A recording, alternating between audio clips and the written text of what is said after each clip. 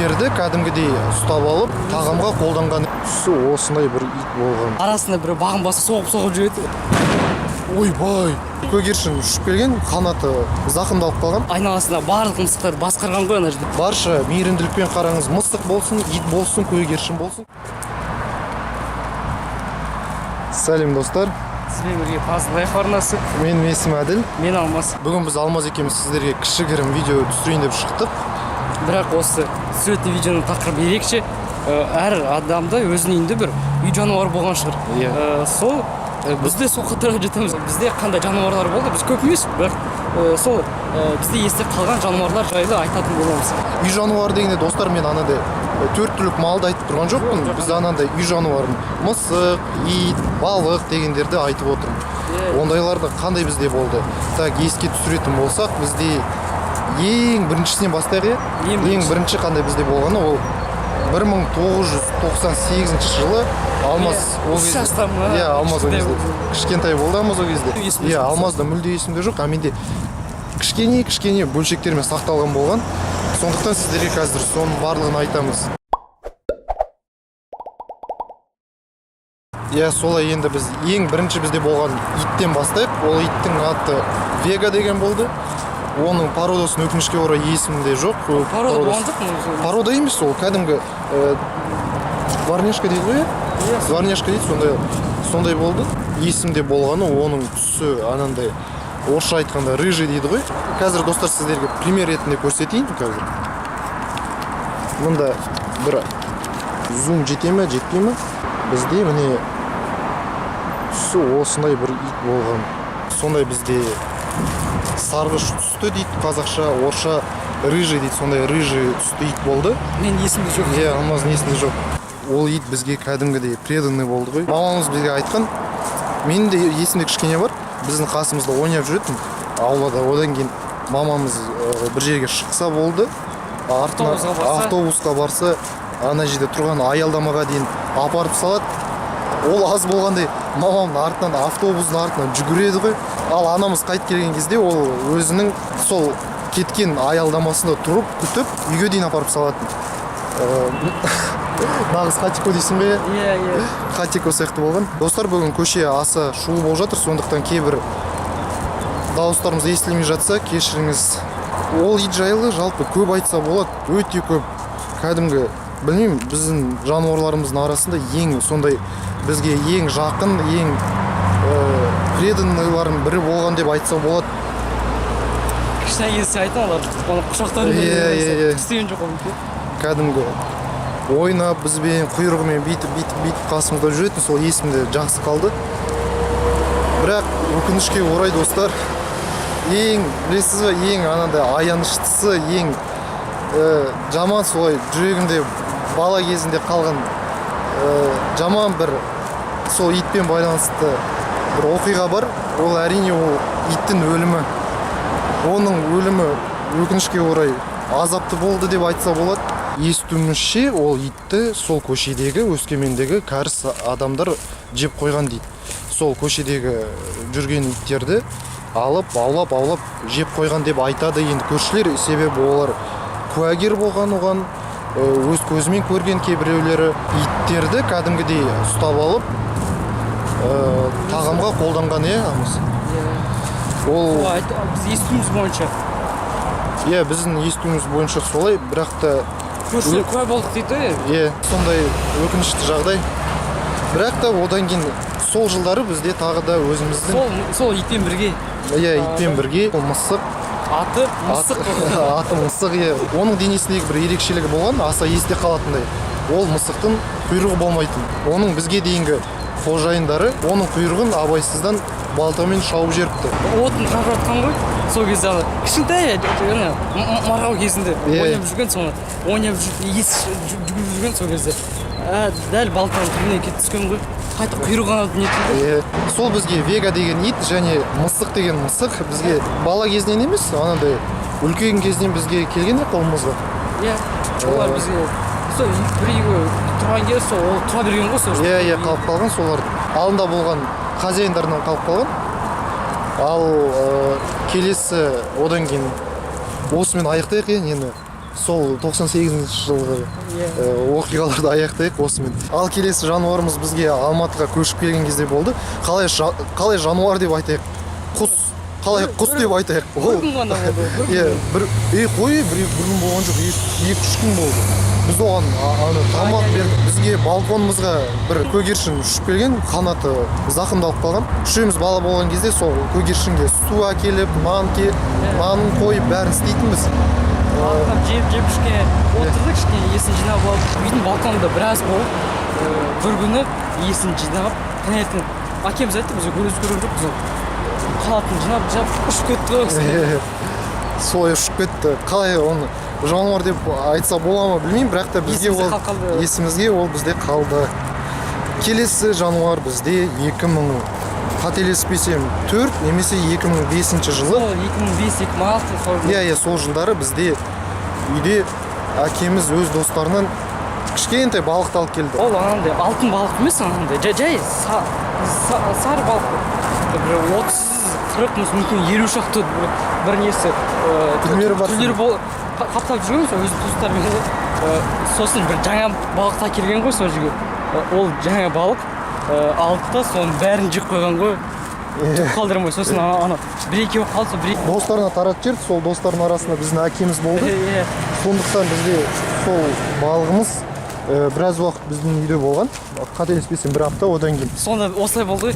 Бізде ол оқиға болмай тұрып, біздің үйде бір үлкен бір аквариум болған. Үлкен аквариум. Бос аквариум, Бос аквариум. Оны не істейміз деп бір күн біз танысымыз бір. Сізде аквариум бар ма деп жасырған. Мен ала бер сағымыз. Сосын жарты жылдан сол балық бізге үйде болғанда. Бізде аквариум болған жоқ. Сосын біз анда үлкен бір нені кәдімгі банка болады, банканы алып, сол банканы ішіне салып қойдық. Сол балық жайлы біздің есімізде қалғанымыз тағы оның атауы. Біз оның атауын ерекше қойдық. Шлимофон деген. Шлимофон. Бір мультфильм болған сол жылдары. Сіздерге тапсырма, кім білетін болса, Амазайтшы қалай мультфильмді айтты. Шлимофон!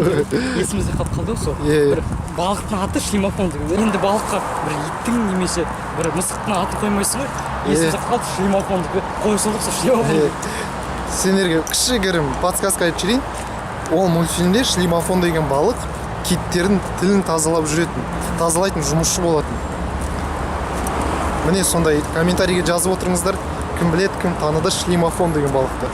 Достар, сіздер байқаған шығарсыңдар, біз бір жерде қайта-қайта айналып жүрміз. Өйткені қазір кішкене былай жүре тұрамыз да, сізге кішігірім видеоны түсіріп, одан кейін қайта біз жұмысқа барамыз, одан кейін редактирование басталады, видеоны дыбыстау, барлығы басталады кәдімгідей. Сондықтан осылай кішкене шығып, сізге түсірейін деген оймен шықтық. Ал оқиғаларды жалғастыратын болсақ, білмеймін, бізде сондай үшеумізде де бір қасиет деп айтсам ма, бірдеңкеміз бар. Жануарларды көрсек, біз аяп кетеміз, аянышпен қараймыз. Солай біз бірлік кішкентай торғайлардың баласы ма, білмеймін мен. Бір балапан ғой. Мен оны шын айтса дұрыс көрмедім, әлі осы бір кластасымен көрді оны. Бір балапан болды әйтеуір. Біз кластасымен оны біздің подъездге алып келдік. Қысқасын айтқанда ана көгершінді асыраған сияқты асырадық енді. Амал жоқ, өліп қалса да обал болып асырап, баптап, торғайдан кішкентай балапаннан біз бір қандай? Бір нормально өсіп қалды. Сен көмесіне қарап? Мен мектепке шығар алдында қарап жүргем. Біздің подъезде жатқан шапканың ішіне ұя сияқты істеп қойдық та, соның ішіне салып қойғанбыз. Шапка емес, бір бас киім болды, цилиндр сияқты. Цилиндр, шляпа, шляпа. Соның ішіне маталар салып қойып, саламыз ғой. Білмеймін, бір күні шықсам, жоқ екен, ұшып кетті. Мүмкін ұшып кетті. Солай ұшып кетті деп ойлайық енді, ештеңке болмаған шығар. Ұшып, қазір осылай оның балапандары бұл жерде қазір ұшып жүрген шығар. Ал енді достар, Вегадан кейін бізде ең есімізде қалған, барлығымыз отбасымызбен сүйетін мысық болған бізде. Оның аты Рыжик деген болған. Ол деген керемет мысық болды, ақылды мысық болды. Өте ақылды мысық. Оны біз үйде ұстадық, бірақ та оның бір өзінің ерекшелігі болатын, ол далаға шығуды қатты ұнатады, сондықтан біз оны жіберіп отырамыз. Өзі келеді, далада жүріп келеді, одан кейін қайта үйге келеді. Бірақ далада жүрген кезде ол жай далада жүрген жоқ, ол айналасында барлық мысықтарды басқарған ғой ана жерде. Арасында бір бағын баса соғып жүреді, өзінен бір үлкенірек мысықты жерге құлатып, оның үстіне шығып алып аунатып. Одан кейін несіне алмыз, тіпті көршінің итін ұрып тастаған еді ғой. Көршінің итін мұрнынан тырнап алды ғой осы. Біз көзімізше бір рет болды ғой. Үшінші кетіп баратыр, сосын тырнап алды. Көрдіңдер ме? Адамдар бізге жан-жақтан қарайды, мыналар неме бір жерде айналып қайта неме камерасы қолына ұстап алған деп қарап жатыр, жынды ма деп. Мұнда одан кейін тағы бірнеше адамдар пробежкада жүр, осы біз жүрген жерде. Неме мыналар жынды ма, камераны ұстап алып таң атпай мына жерде қайдағы бір жоқ жануарларды айтып жүр деп. Сол бізге отбасымызға аса жақын болған рыжик. Оның фотосы бар.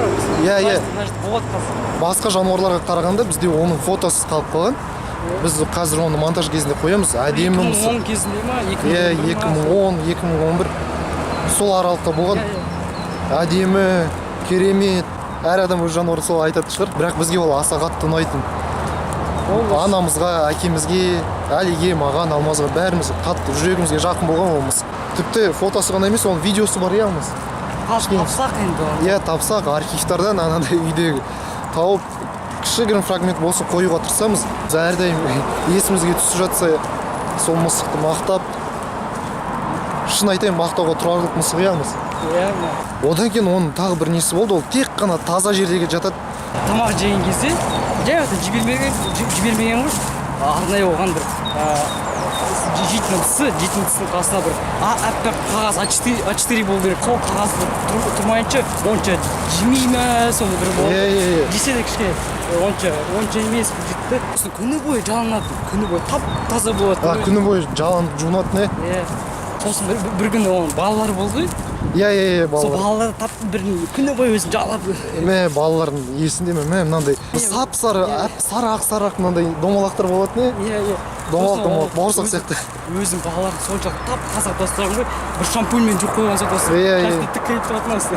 Солай ол мысық біздің үйде керемет есте қаларлықтай сәттерді қалдырған.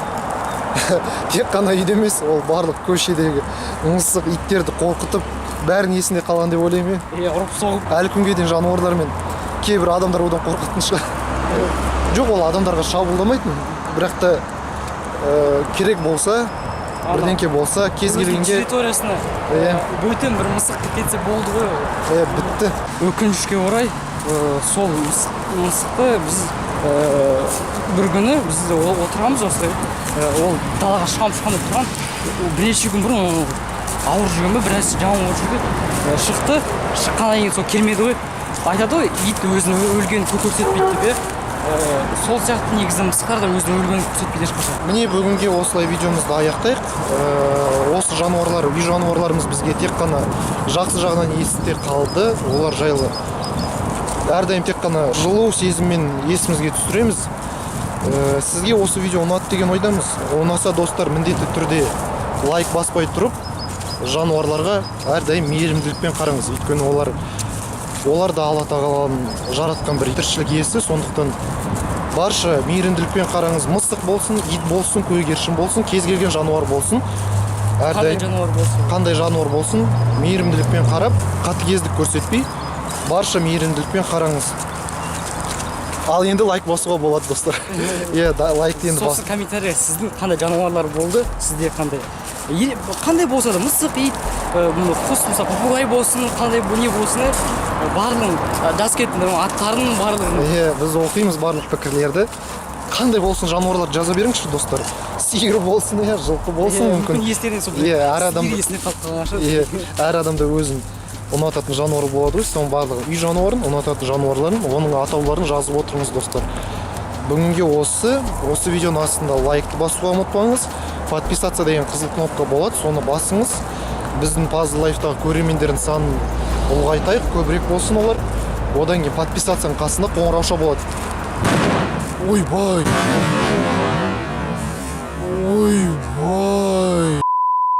достар не болды жана білмеймін бірдеңке жарылыс болды, білмеймін не жарылыс екен. Міндетті түрде қоңыраушаны басыңыз, сонда әрдайым біздің видеоларымызды ең бірінші болып көретін боласыз. Сонымен қатар достар, бізде Puzzle TV деген инстаграм бар. Ол жерде біз өзіміздің жануарларымыздың бірнеше фотоларын салып қоямыз. Міндетті түрде тіркеліңіз, ол жерде біздің осындай күнделікті фотоларымыз шығып тұрады әрдайым. Puzzle TV. Достар, барлық сілтемелер видеоның сипаттамасында және бірінші комментарийде қыстырылып тұрады. Барлық жерге тіркеліп, әрдайым бізбен бірге болыңыз. Бүгінге осы. Puzzle-ға жаздым. Puzzle-ға жаздым.